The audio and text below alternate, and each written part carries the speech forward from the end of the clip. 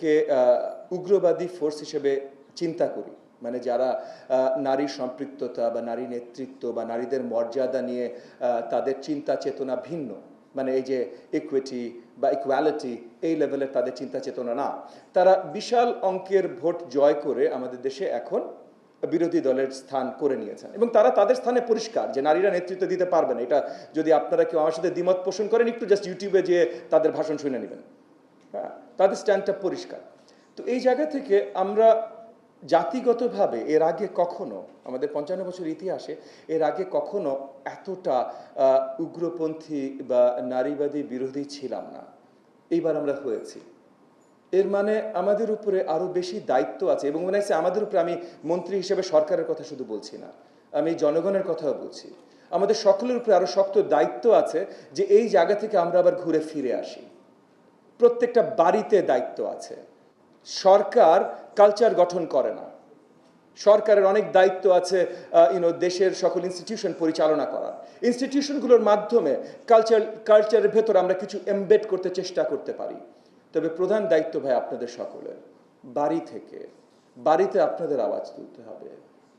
আমরা এখন দেখছি সব জায়গায়, সমাজের সব জায়গায় একটা আমরা রক্ষণশীল চিন্তাধারার দিকে চলে যাচ্ছি। এগেন, আমাদের জাতীয় কিছু কালচার আছে, সেটা ঠিক আছে, আমাদের ধর্মীয় কিছু অনুভূতি আছে, সেটাও ঠিক আছে, কিন্তু কোনোটাই রক্ষণশীল না। রক্ষণশীলতার দিকে যদি আপনারা যেতে দেন তাহলে ক্রমাগত সেটাই যেতে থাকবে।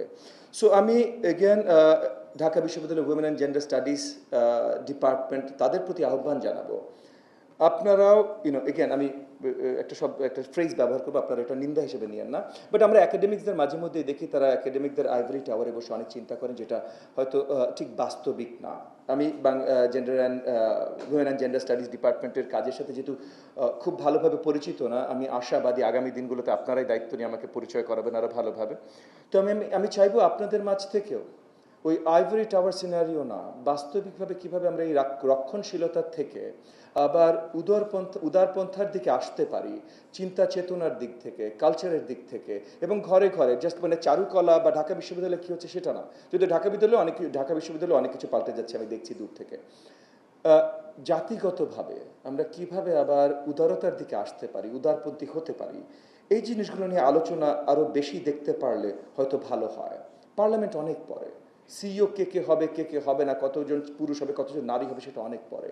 প্রথমে দরকার হলো আসলে বাড়িতে, প্রত্যেকটা মহল্লায়, প্রত্যেকটা রাস্তায় আমাদের অ্যাপ্রিসিয়েশন যে আমাদের আরও উদারতার দিকে যেতে হবে। এই রক্ষণশীলতার বাংলাদেশ আসলে আমাদের আসল সাংস্কৃতিক পরিচয় না, জাতীয় পরিচয় না, এবং আগামীতে যদি আমরা সুন্দর বাংলাদেশ গড়তে চাই, যেটা নিয়ে আমরা সবাই গর্ব করতে চাই, তাহলে সেটা রক্ষণশীলতার বাংলাদেশ হতে পারবে না। রক্ষণশীলতা যে জায়গাগুলোতে হয়েছে, এবং অনেকেই সেই জায়গাগুলোতে নিয়ে অনেক গলা উঁচু করেও কথা বলে, সেটা আফগানিস্তান হোক আর যেই হোক, বাংলাদেশ কখনো আফগানিস্তান হবে না, আমরা বেঁচে থাকি।